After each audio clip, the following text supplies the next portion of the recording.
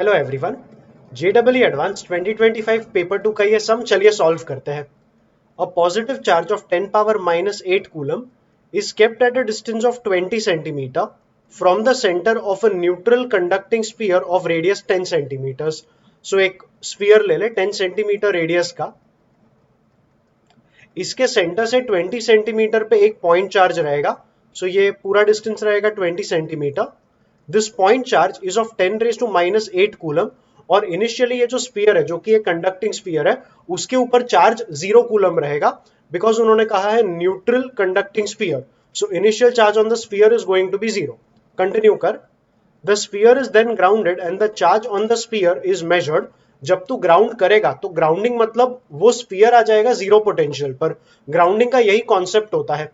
Earth is considered to be a body at zero potential. So कभी भी अगर कोई चीज ग्राउंडेड है मतलब उसका पोटेंशियल हो जाएगा 0 वोल्ट। सो उनका कहना है कि स्फीयर इज ग्राउंडेड मतलब उसका पोटेंशियल हो जाएगा 0 वोल्ट, और पोटेंशियल 0 वोल्ट करके स्फीयर का जो चार्ज है वो मेजर करेंगे। ठीक है। The grounding is then removed and subsequently the point charge is moved by a distance of 10 centimeters further away from the center of the sphere along the radial direction।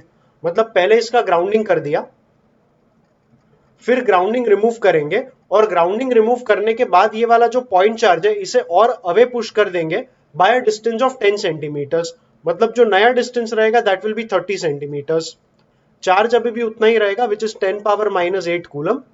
And या read the question for taking 1 upon 4 pi epsilon not as 9 into 10 power 9 Newton meter square per coulomb square, जो कि actually इसका value होता ही है, where epsilon not is the permittivity of free space, which of the following statements is or are correct?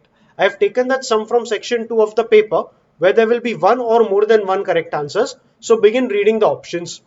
Before the grounding, electrostatic potential of the sphere is 450 volt।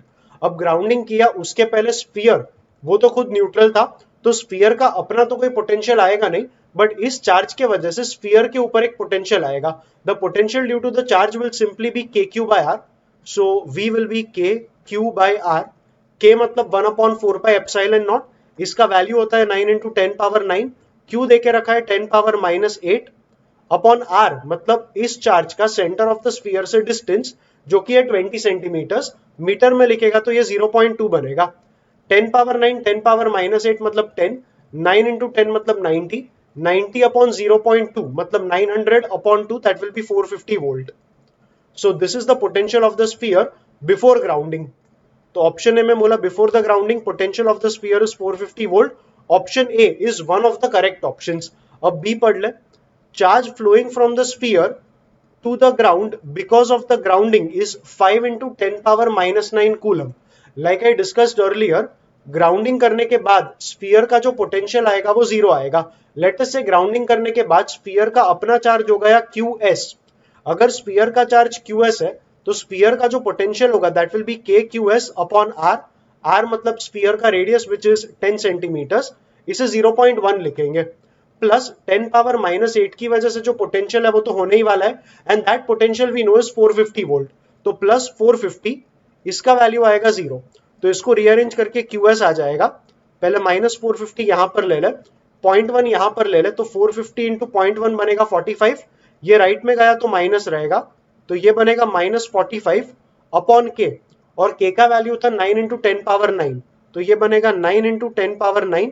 Cut करेगा तो ये बन जाएगा -5 into 10 to the power -9 coulomb. ये sphere के ऊपर charge रहेगा after the grounding.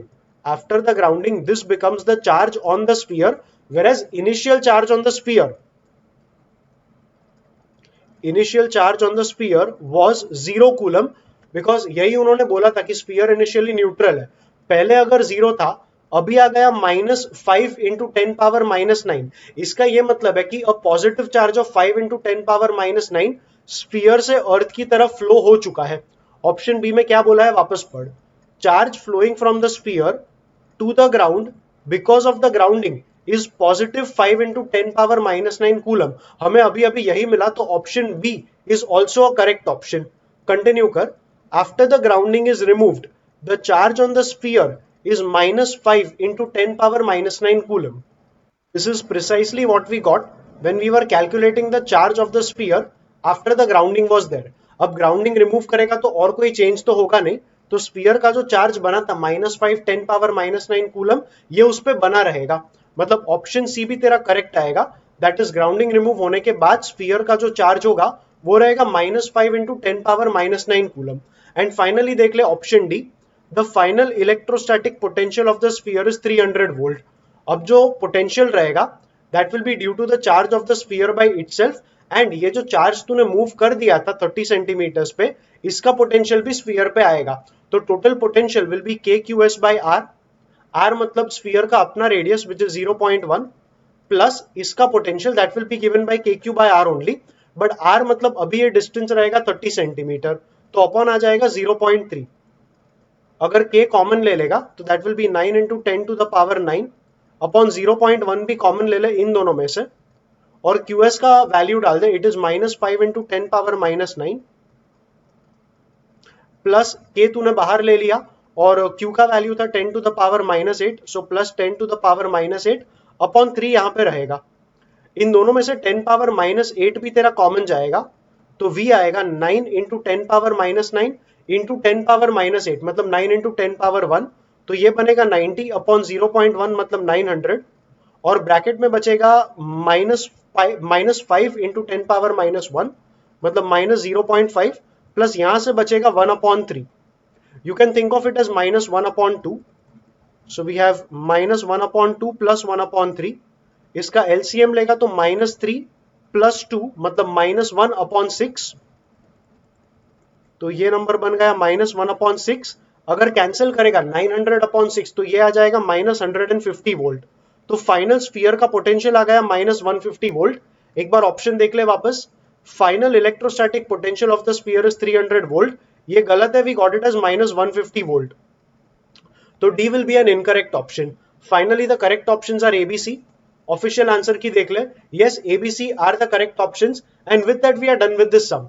In my view ये सम काफी आसान था, क्योंकि पोटेंशियल का बेसिक फॉर्मूला अप्लाई करके सारे ऑप्शंस पता चल गए कि राइट कौन सा रहेगा, रॉन्ग कौन सा। नेवरदलेस सम तुम्हें कैसा लगा कमेंट करके जरूर बताना। इस पूरे पेपर का प्लेलिस्ट नीचे डिस्क्रिप्शन में मिल जाएगा, उसे भी जरूर चेकआउट करना। वीडियो को लाइक और चैनल को सब्सक्राइब करना, और हम मिलेंगे अगले वीडियो में।